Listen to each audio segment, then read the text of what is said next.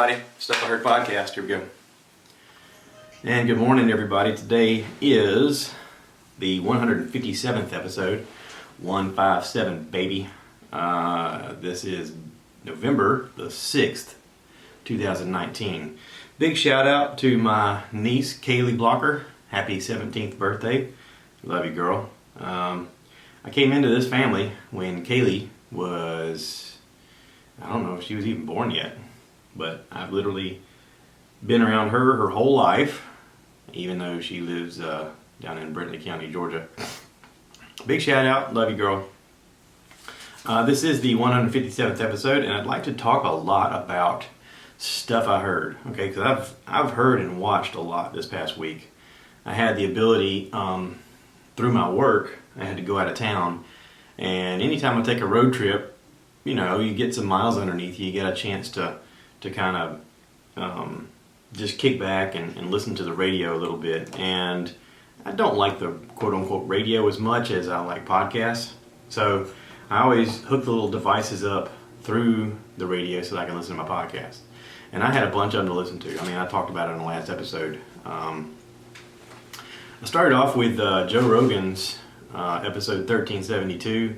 It just recently came out with Kevin Smith. Now, I talked a little bit about Kevin Smith and Jay Muse doing Jay and Silent Bob. Kevin Smith is an actor, director. He's done a lot of things. Clerks, Mallrats, Jersey Girl, Dogma. The list goes on and on and on. I mean, it's tremendous. He and Jay have made a new Jay and Silent Bob movie, and they are going around and doing meet and greets showing the movie in theaters. And if you get the chance to see them, that's great. We actually looked into it, and it was going to be a bit too pricey for us. But I'm a big fan of Kevin. I know at one time, he talks about this on the podcast, his weight had gotten really out of control. He had gotten up to 330 pounds. He said that, you know, his big thing was sweets and eating a lot. Anyway, he had gotten up to 330 pounds and then, you know, realized, oh crap, I got to lose some weight. So he cut out sugar, and he said he lost a good bit of weight that way. And then somewhere in the process of him losing the weight, he had a heart attack, and he almost died. And he started talking to his doctor about it, and his doctor told him, he said, you know, listen, it'd be great if you could get your cholesterol down also, because your liver's fatty, and you know, you gotta maintain this and get it in control, otherwise this is going to be it. And he said that he lost his father at a young age due to a heart attack. He had 2 heart attacks, and he said, and the way I looked at this was my warning heart attack. The next one was going to kill me, because that's what happened to my father. So he his daughter is a vegan, and his daughter has been on him about, you know, Dad, you need to go to be a vegan. And he said, you know, it's kind of like having somebody in your family being a Scientologist. They're constantly trying to talk you into it, even though you don't want to do it. And at some point they trick you, and you start doing it, and you're like, hey, this isn't so bad. So he said that's how he got into to being a vegan, and he's been a vegan now for a few years. But he ended up losing a lot of weight. He went from 330 down to 195, and he's talking about how now, you know, he's got a birthday coming up. I think his 50th birthday's coming up, and he and Joe talked about the fact that he would like to get in the kind of shape where he could do a pull-up, just one pull-up, but do a pull-up before his 50th birthday. He's like, I've never been very physical at all. He said, I do hike a lot. I hike every day if I can, if I'm not traveling. But, you know, he's kind of in that position in life of going, hey, I got a new lease on life, and here's an opportunity for me to do better, which is great. So it's a fun podcast to listen to. Check it out. I think you'll enjoy it if you like Kevin Smith.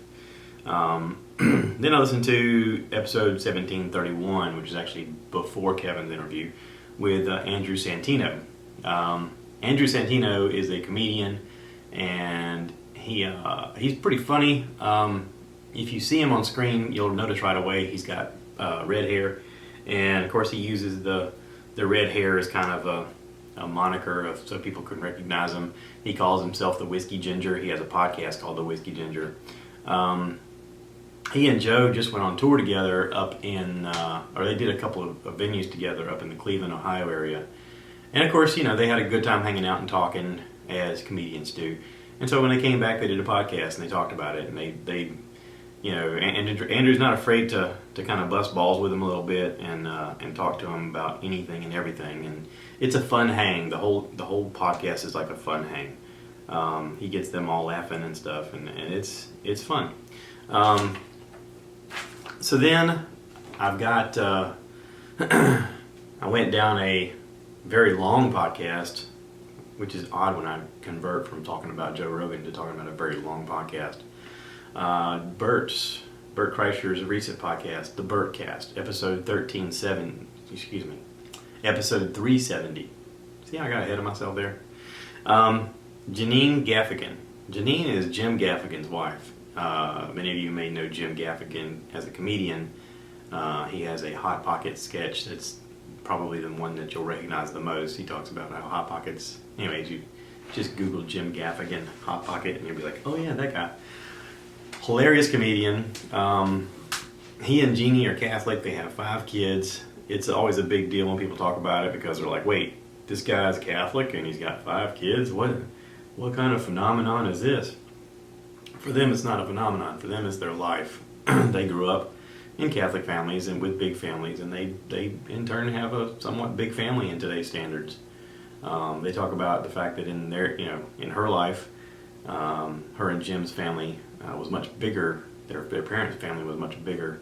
So them having 5 kids really doesn't seem that big of a deal. But they live in New York, which to a lot of people is very daunting to be downtown New York and raising 5 kids downtown. But they seem to do it. The reason that Jeannie Gaffigan is on the podcast is she has a book out. And the book is about a brain tumor that she got. She got a brain tumor like the shape of a pear, and she went through a journey of almost dying and having to relearn to do a lot of things due to the removal of this brain tumor. She wrote a book called When Life Gives You Pears, and right away when she speaks in this, you kind of like listen to her talk, you kind of hear like maybe she smokes a lot or maybe there's something wrong with her voice, and she gets into that during the interview. Talks about how nerve damage had destroyed one of her vocal cords. Apparently you have sets of vocal cords, and one of them just stopped working, and so they did surgery to try and repair it.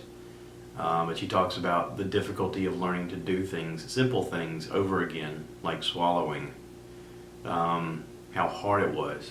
And she talks a lot about how Jim, rose to the occasion and became everything that she needed and hoped for during this process, and how being a comedian's wife is sometimes a task of feeling like you're also raising a man-child, because they're on the road a lot and they're not there, and when they are there, they're just a mess because their life is a mess. Their life is constantly moving and traveling and living out of a suitcase, and when they're home they don't know how to do anything and they're just sort of checked out, and she talks about how Jim really rose to the occasion and gave her everything she needed. And it's a very touching story. She goes into detail about what happened when she found it and how she became an advocate for her own illness. And there's a lot of good information in here that people need to know if they're going through something like this, or if they know somebody going through something like this. One of the key things that I picked up from it was she talked about being in the ICU. She had gotten pneumonia while she was in the hospital and had to stay longer. And actually the pneumonia affected her way more than you would think. And she said that people would come to visit, and of course, when it's friends or family that are close to you, they're very sentimental and they're emotional. And she said what was the best was my comedian friends. Jim and I are friends with comedians, and when they stop by, they crack jokes, and I needed that. I needed jokes. I needed something to lighten the mood. Because people that come in to see you are always like, oh, geez, are you okay? And, when comedians come in to visit you, they're always upbeat, and they're they're just lightening the mood, which is what you need. So it was a good conversation, a good story. Hang on, I got a text from my work. This is odd. I shouldn't be getting text right now, but I actually have to answer this. Anyway, sorry. So Jeannie, Gaff again, check it out. It was so good that I sent it to my wife, and I was like, listen, I know you know who Bert is, and you probably don't know who Jeannie Gaffigan is, but this is a great story. And Leanne Kreischer sits in on it, and she asks a lot of really good questions too. It's very touching. Okay, then I listened to Dr. Drew After Dark, episode 38, talking to Tom Segura. Tom Segura and Christina Przynski are married. They have a podcast called Your Mom's House. They have a network called Your Mom's House on YouTube and on podcasts. And Dr. Drew's part of their network with this podcast. And Tom's got a weird sense of humor, so does Christina. And they get a lot of joy from coming up with really crazy people's videos and showing them to Dr. Drew, and Dr. Drew feels really bad for these people. And this is no exception. They sit around and they talk about going through Sober October with, his friend Bert Kreischer, Ari Shaffir, Tom Segura, and Joe Rogan all did it. And this was recorded during the month. So they talk a little bit about that, and then they start going into videos and stuff like that, and it's and phone calls, and it's funny, but it's also disturbing in a lot of ways. I think the bigger joy comes from the fact that Dr. Drew's grossed out being a doctor and being an internal medicine guy and dealing with addiction and stuff like that. He's seen and experienced a lot, but still there's moments where he's cringed by the thing they show him. So I think that's part of the fun of the podcast. If you're a fan of Bert Kreischer, there is another podcast that he started with Bill Burr. I happened to just stumble upon this on YouTube. I was flipping through stuff on YouTube, and it come up with, if you like this, you might also like this. And I thought, hey, look, there's Bert and Bill. And literally, the podcast is called the Bill Bert Podcast. Bill for Bill Burr and Bert for Bert Kreischer. The Bill Burr Podcast. And this was like 3 hours of them just sitting around talking and smoking cigars, and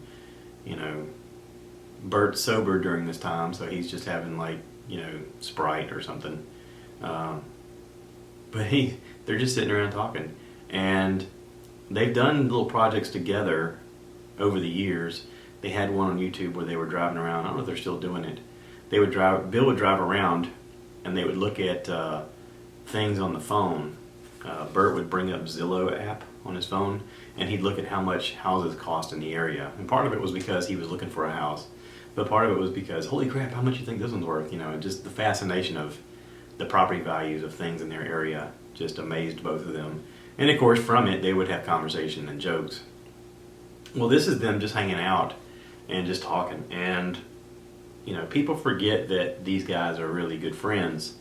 Bert talks about it a good bit on his podcast from time to time. He'll mention the fact that Bill will come over and they'll just sit and hang. They won't turn the mics on or nothing. They'll have a cigar, they'll sit and hang, and they'll talk like friends, which is important. You got to have that in your life. You got to have people that around you that can have conversations outside of work, outside of family, outside of all of the extra BS.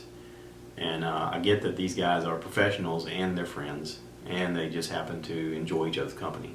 So, Bert talks about the fact that Bill's brain seems to constantly work and be coming up with bits all the time. And he said it's fascinating to watch how fast his brain works with little subjects, and then all of a sudden, this piece comes out of it, and to think that, wow, I was there when that started, when that idea started bubbling up.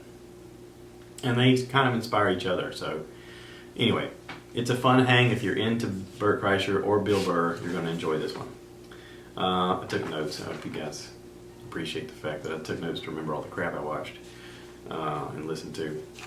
So when I got to the hotel, I had Netflix, which is awesome. Listen, I stayed at the Spring Hill Suites. That was called Spring Hill Suites by Marriott in Augusta, Georgia, and they have Netflix built into the TV in the room, which I like.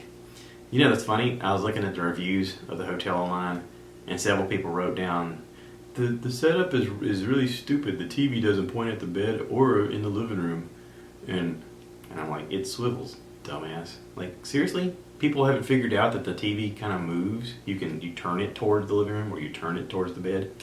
How dumb do you have to be? I mean, seriously.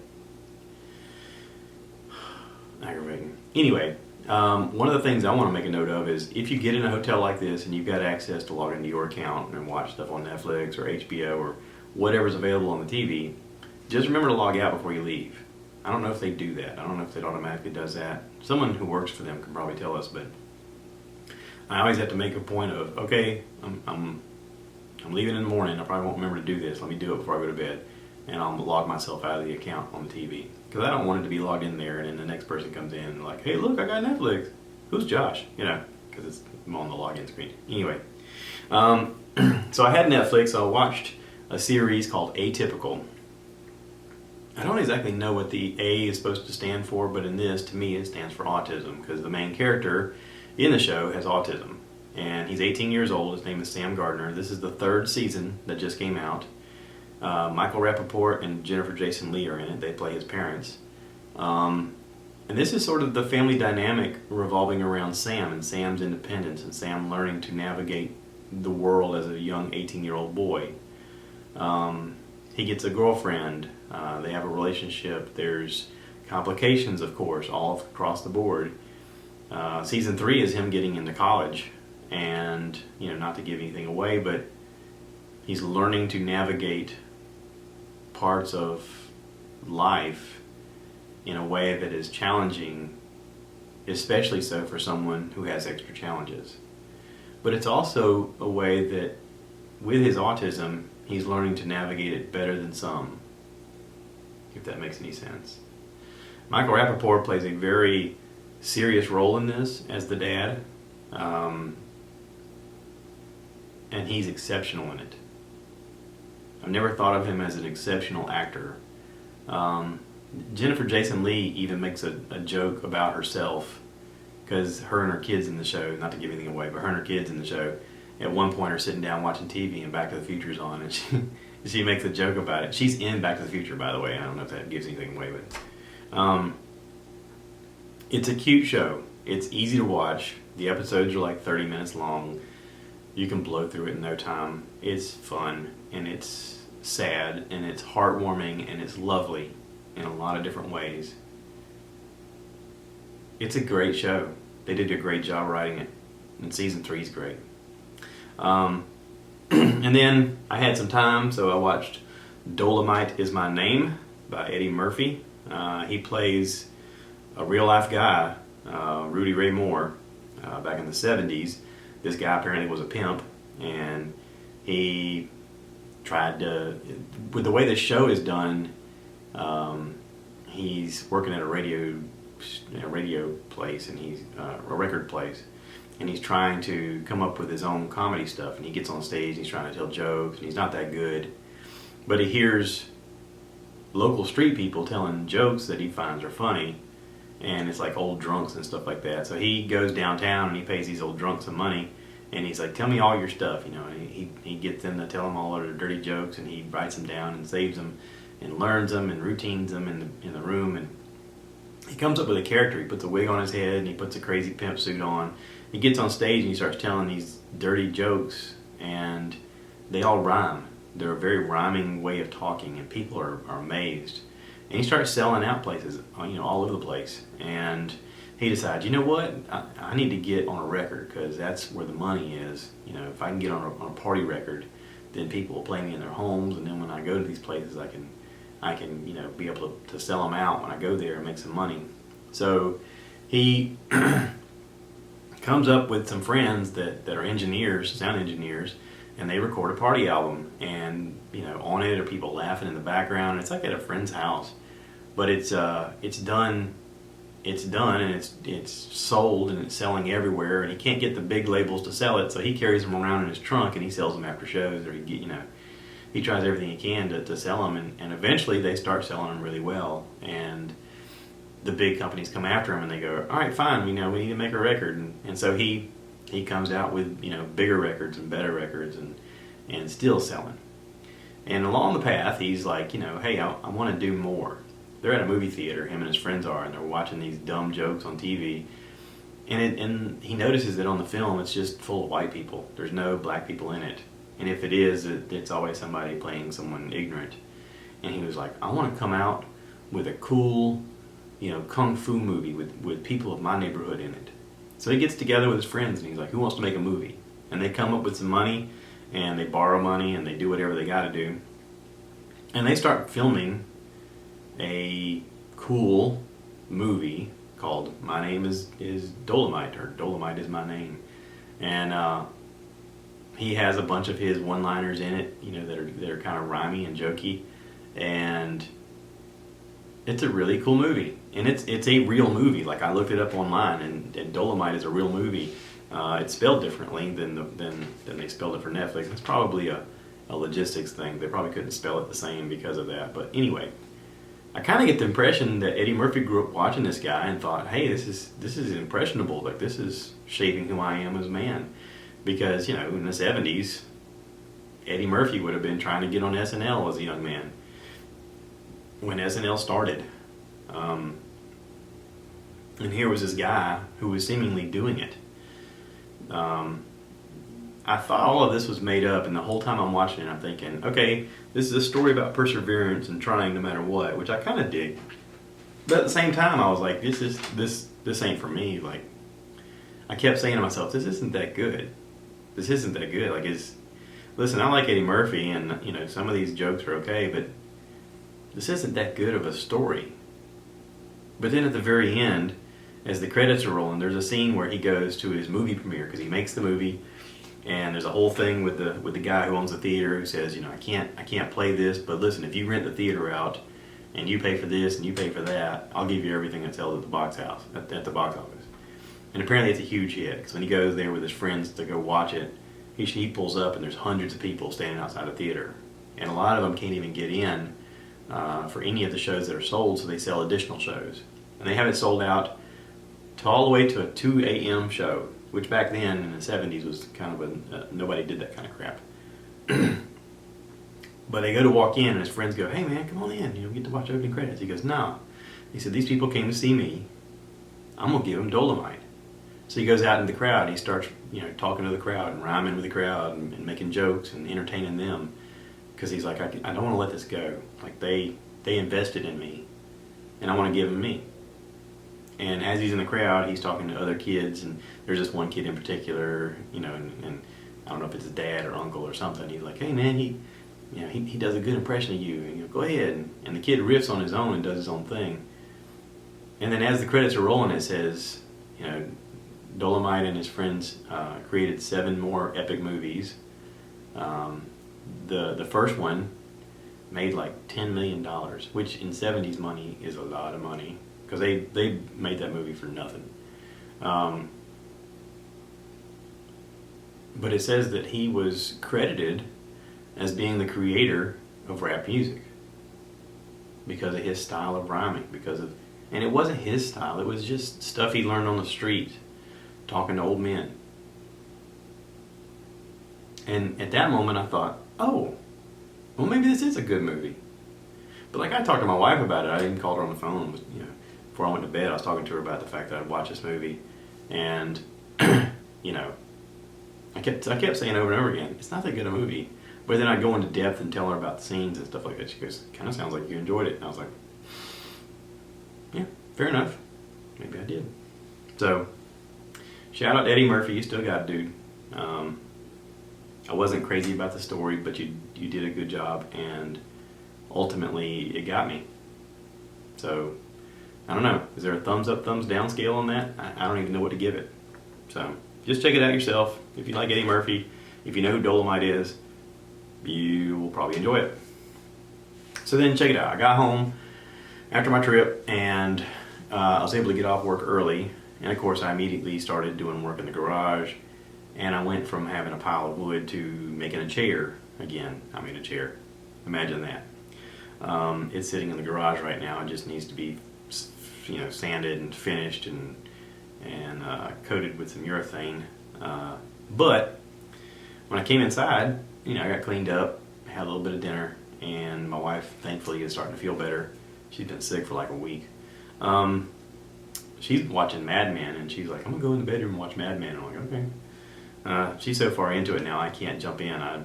I'd be lost. I turned on Netflix, and there is a show called End of the Effin' World as We Know It. I say effin' because the UCK is got a little asterisk on it, on the title. It's a British show. It's very dark. It centers around two youngish kids who are kind of psychopaths. This young boy talks about how his mom died when he was young, and then at a certain point he put his hand in a fryer vat just to quote-unquote feel something. His dad is out of touch, can't seem to cope with reality since his wife died, and so the boy is crazy. And this is, I guess, season 2. Yeah, this will be season 2. It just came out. It's 8 episodes. They're all like 25 minutes long, and I watched all of them last night. It's an interesting story with very dark characters and a very dark subject matter, but it's also funny, if that makes any sense. If you're in a dark comedy, crazy scenarios, people who do things sporadically and unexpected, or say things sporadically and unexpected, this is for you. I have a very weird sense of humor and a very dark sense of humor, so this is right up my alley. It's recorded in like England or Ireland or something like that. Everybody has very unusual Britishy sort of accents. But interesting story, done well. Like I said, dark humor. And then I watched Arsenio Hall's new special. Arsenio used to be super popular, used to be the man, used to be on late night TV, he had his own talk show, and then he just sort of went away. Not exactly sure why or what happened. I don't know the history on that. But he's having a resurgence. He's, him and Eddie Murphy are coming out with Coming to America 2, and they're starting to do movies together again, and they're starting to, come up with their own stories and get into comedy and start doing stand-up again. And, watching his stand-up, I can tell that he's trying to get back into it, and I can tell that he felt it was time to talk about some of the material that he had. And listen, I can't imagine how daunting it is to get in front of a crowd of people and tell them jokes or things that you think are funny and hope that they bond with you and connect with you in some way. And probably 60% of this show that I watched, I wasn't that into. But there's a good 40% that he still got it. Like, he's still thinking the things in a funny way, and it's pretty good.